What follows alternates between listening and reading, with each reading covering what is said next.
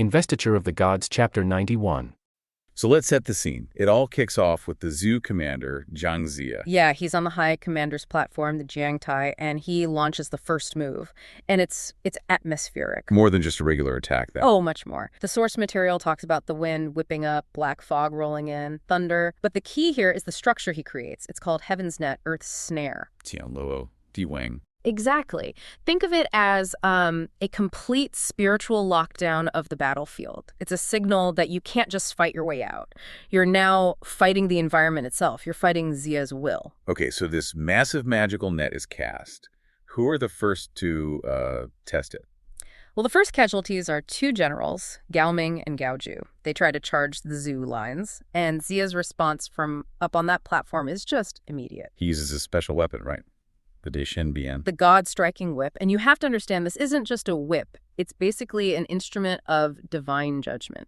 So it's not meant to, physically injure them in a normal way. I mean, it does that too. The text is pretty graphic. It says their brains burst. But that's not the important part. The final blow is spiritual. Their spirits are instantly ripped out and sent to the Fengshen Tai. The Investiture of the Gods platform, so like a celestial processing center for souls who are going to become gods later. You got it. Their fate is sealed, just like that. But even with them gone, the real threats step forward. This is Yuan Hong. Yuan Hong, the White Ape spirit, and his allies. And the source describes them as having a multiform nature. They can change endlessly. And we see that immediately. A zoo general, Wei Hu, uses his demon-subduing pestle, which should be powerful. And it's completely useless. Wulong just turns into a flash of blue light and vanishes. It shows that standard magical items just aren't going to cut it here. Which leads to a really shocking moment. Yeah. A huge loss for the zoo side. A devastating loss. The death of Yang Ren. And this is so brutal because he was a recent, very powerful ally. He had the five-fire fan. He should have been able to handle himself. She should have. But strategy, timing. It all matters. He goes to use his fan, but before he can even get it going, Yuan Hong, who is just pure, raw, elemental speed and power, is on him. With his club. Smashes him right on the crown of his head. He dies instantly. No title, no honor yet from the zoo. Just gone. Wow. So the lesson there is that even a powerful magic user is no match for a pure elemental spirit if they're not prepared. It changes everything. It's a wake-up call for the zoo commanders. They realize they've been thinking about this all wrong. This isn't about being stronger. It's about understanding what you're fighting. Exactly. And that breakthrough comes from Yang Jian. You might know him as Yang Erlang. He's the one who figures it out. He is. He's a master of transformation himself, so he gets it. He goes to Ziya and says, look, these guys are jingling Suohua. They're spirits in human form. You can hit them, but you can't destroy them. They'll just reform or escape. So they need a new strategy, the ultimate know your enemy. It's like they need a demon lie detector, not a bigger weapon. That is the perfect way to put it. They need counterintelligence. So Yang Jian asks to go to Yun Zongzi to borrow a very special tool. The Zhao Yao Jian. The demon illuminating mirror. Its whole purpose isn't to fight, but to reveal. To force the enemy out of their disguise. Okay, but here's a question. Yang Jian himself has the 72 transformations. Why does he need the mirror? Can't he just, transform into something that can beat Yuan Hong? That is a fantastic question. And it gets to the heart of how sophisticated this kind of magical combat is. Yuan Hong also has those transformations. It would just be a chaotic guessing game. Ah, I see. The mirror takes out the guesswork. It's the intelligence gathering step. Once Yang Ji knows for sure what the enemy's true natural form is, then he can pick the perfect counterform. It turns a brawl into a surgical strike. So he goes to get the mirror. And in the meantime, back in the Shang camp, Yuan Hong is feeling pretty good about himself. Oh, he's incredibly arrogant. Ziya offers him a chance to surrender, and Yuan Hong just laughs. He calls Ziya a fisherman from the Pan Stream. So he completely underestimates him. Totally. He sees a politician, a mortal. He has no idea that a precision-guided spiritual weapon is being calibrated specifically for him. That arrogance just sets the stage perfectly for what happens next, doesn't it? The Battle of Transformations. It really does. So Yang Jin returns, and Yuan Hong sends out his general, Chang Hao, again. Yang Ji intercepts him. He does. And as Chang Hao pretends to retreat, Yang Jin pulls out the mirror. And what does it show? It cuts right through the glamour. Chang Hao's true form is revealed as a massive white snake. A Dabai Shi. Okay, so now Yang Jin has the intel. What's the counter move? Well, he transforms into the snake's natural predator. He becomes a giant two-winged centipede. Wow. Yeah, the description is amazing. Pincers like blades. It just flies onto the snake's head and clips it in two. It's mythological ecology as a weapon. But just breaking the form isn't enough, is it? He learned that lesson. He absolutely did. So after the centipede does its work, he changes back, chops the snake into pieces just to be sure, and then finishes it all with a 5-thunder spell. The Wu Li Jie. Right. Reduces it to flying ash. No coming back from that. So Yuan Heng sees this, and I imagine he's furious. Enraged, he charges out himself, but Neza steps in with his 9-dragon divine fire cover. But even that can't hold Yuan Heng. Nope. Yuan Heng is too clever. The source says he uses the firelight itself as a distraction to just vanish. An incredible escape artist. So the next challenger steps up, Wu Long, And Yang Jian doesn't even wait this time. He just shines the mirror on him immediately. and it reveals. Another centipede. Okay, so if the centipede beats the snake, what beats the centipede? A rooster. Yang Jian transforms into this magnificent 5-colored male chicken. The details are specific. Green ears and golden eyes. A very powerful, almost divine bird. The natural predator. The perfect counter. It flies into the mist, Wulong creates, and just pecks the centipede to pieces. Battle over, decisive. It's amazing. It's like the ultimate game of rock, paper, scissors, but with mythological creatures. That's it. It's all about having the right intel and then the perfect specialized counter.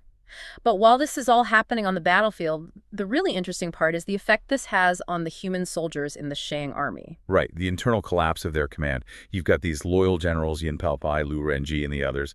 They just watched their commanders turn into a snake and a centipede. Can you imagine? I mean, it's horrifying for them. Their realization is just this moment of existential dread. They say, the state is unfortunate, the rise of demons. Guiji Buxian, Yao Ni Feng Sing. Exactly. For them, this is proof positive that their dynasty has lost the mandate of heaven. It's literally being led by monsters. So this creates a huge split in strategy. A massive one. The human generals, who are still loyal to the idea of the Shang dynasty, propose a sound military strategy. Let's retreat to the capital, Chaj, and wear the enemy out. It's a smart, defensive plan. But Yuan Heng, being the last demon commander standing, he is not having it. Not at all. His pride is too great. He calls retreating fighting the bandit at the gate, which is just such a flawed way of looking at it. He insists on holding his ground, promising some marvelous plan that he won't even share with them. He's demanding they follow him blindly, even after they know what he is. Which puts them in an impossible position. Do you follow the chain of command even if the commander is a literal demon leading you to ruin? Or do you save your own honor? And they choose honor. They do.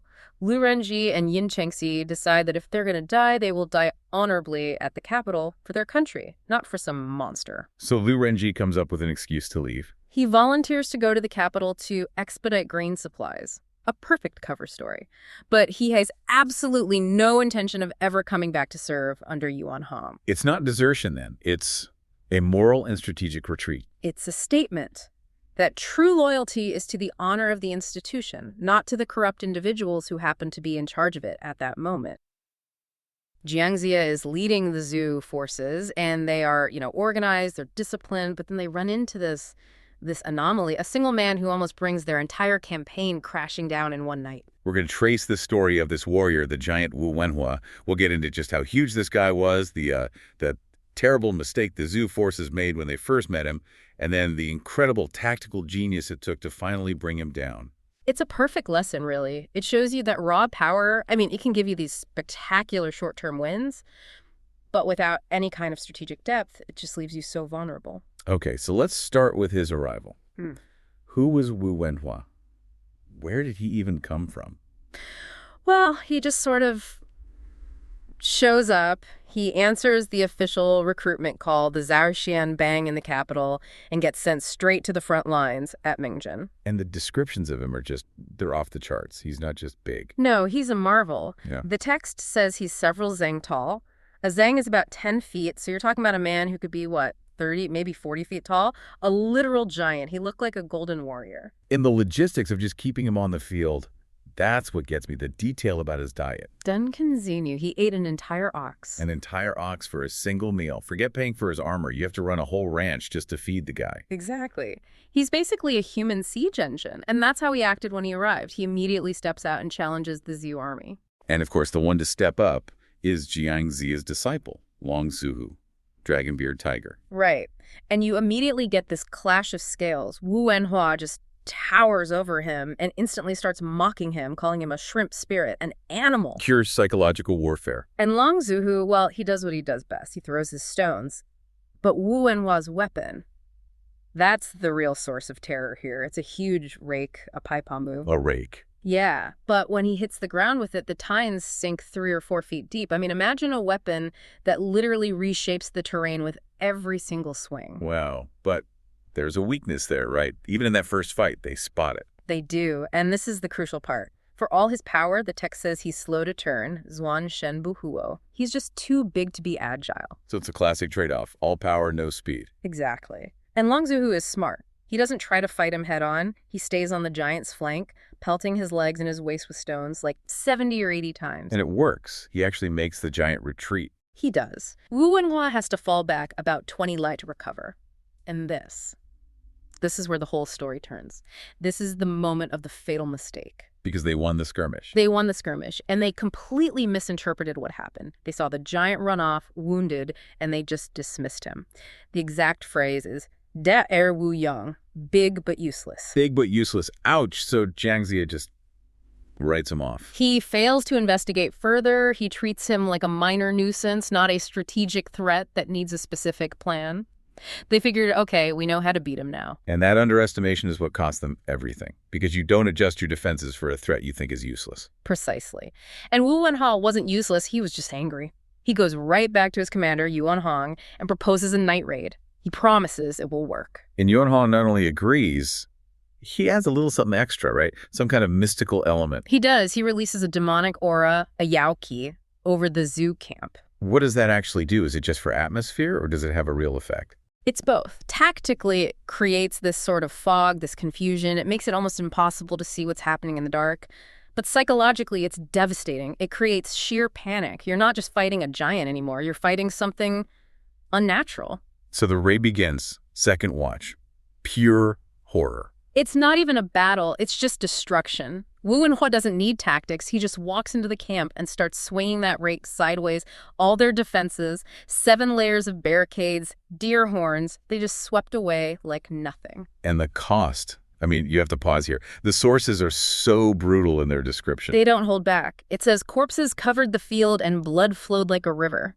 Out of a camp of 600,000 soldiers. The morning report comes in. What's the final count? Over 200,000 soldiers dead. Wow. And 34 high-ranking officers killed in one night. And Long Zuhu, the man who thought he'd won the day before. He's among the dead. The text grimly notes that his head was seen hanging from Wu Wenhua's rake at sunrise. Just a total catastrophic failure of intelligence. Ziya must have... The book emphasizes his grief. He understood immediately what that one misjudgment had cost them. Meanwhile, the Shang King is celebrating, sending Wu Wenhua gifts and saying, so many died, their bodies literally stop the river from flowing. So the Zhu army is shattered, and this unstoppable force is now heading straight for their strategic heart. Right. Right? The grain depot. Yes. If he takes that out, the war is over. Yeah. The campaign collapses. But this is where the story shifts again. This is where intellect finally comes back into play. Because the supply depot is guarded by Yang Jin. The genius, Yang Jian. And he, unlike everyone else, sees immediately that you cannot fight this thing head on. It's pointless. You can't fight strength with more strength. You have to fight it with psychology. And Yang Jian is a master of transformation, so he does something absolutely brilliant. The Phantom Giant. He takes a single blade of grassy cow and transforms it into a phantom giant even bigger than Wu Wenhua. He's targeting Wu Wenhua's core identity, isn't he? The thing that makes him special is being the biggest thing on the battlefield. And Yang Jian just invalidates that instantly. The description of this illusion is incredible. It's designed for pure terror. A head the size of a city gate, eyes like vats, teeth as long as carrying poles. So how does Wu Wenhua react? He doesn't fight. He doesn't even hesitate. The text says he was scared out of his wits. But it's what he shouts that's so telling. He yells, "My lord has arrived." My lord. Not who are you, but my lord. That's a Ugh. huge psychological reveal. It is. It tells you that deep down, this giant is used to being subordinate to something bigger. His whole identity was based on relative scale. The moment he saw something larger, his brain just snapped back to a subservient mindset. He wasn't a warrior anymore. He was a subordinate facing his superior. He just runs. He turns and flees the camp instantly. The psychological trick works perfectly. The supplies are saved. And Yang Jin secures the area, then goes back to Jiang Ziya. Right. He drives off Yuan Holian with his celestial dog, and then he reports back. The crisis is contained, but he makes it clear.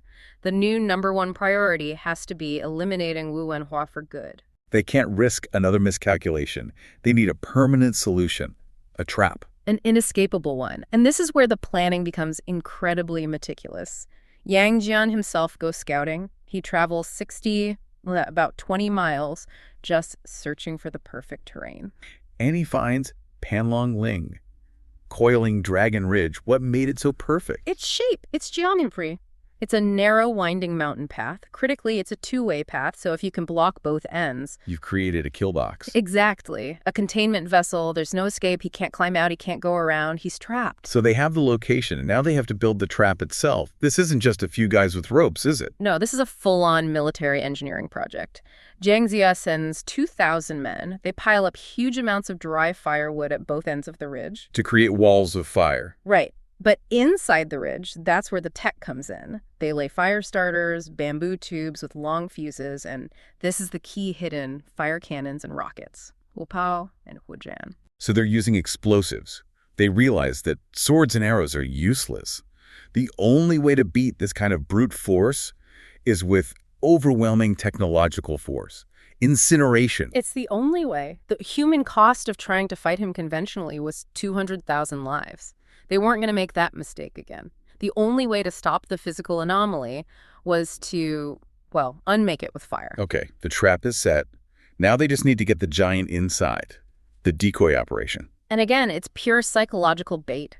Yuan Hong, still totally overconfident in his giant, orders him to go out and capture Jiang Ziya and King Wu. Who have deliberately made themselves visible just outside the camp. They're the bait. They get on their fastest horses and the chase begins. And Ziya is just brilliant here. He's constantly taunting Wu Wenhua, even pretending he's going to surrender, just to keep the giant focused, angry, and moving. And this chase is long. It goes on for about 2 hours, covering 50 or 60 leagues. You have to think about the physical toll on a man that size who's just walking or maybe running. He eventually just runs out of steam. He's exhausted. He stops. And that's when Ziya makes his move. Ziya circles back, shouts one last insult to get his rage going again, and then leads him right into the mouth of coiling Dragon Ridge.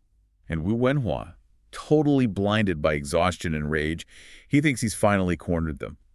The text says he thinks they're like a fish swimming in a kettle. He has no idea he's the one in the kettle. He charges in, and the trap is sprung. The cannons, the rockets, the fire, everything goes up in flames. And that's the end of Wu Wenhua.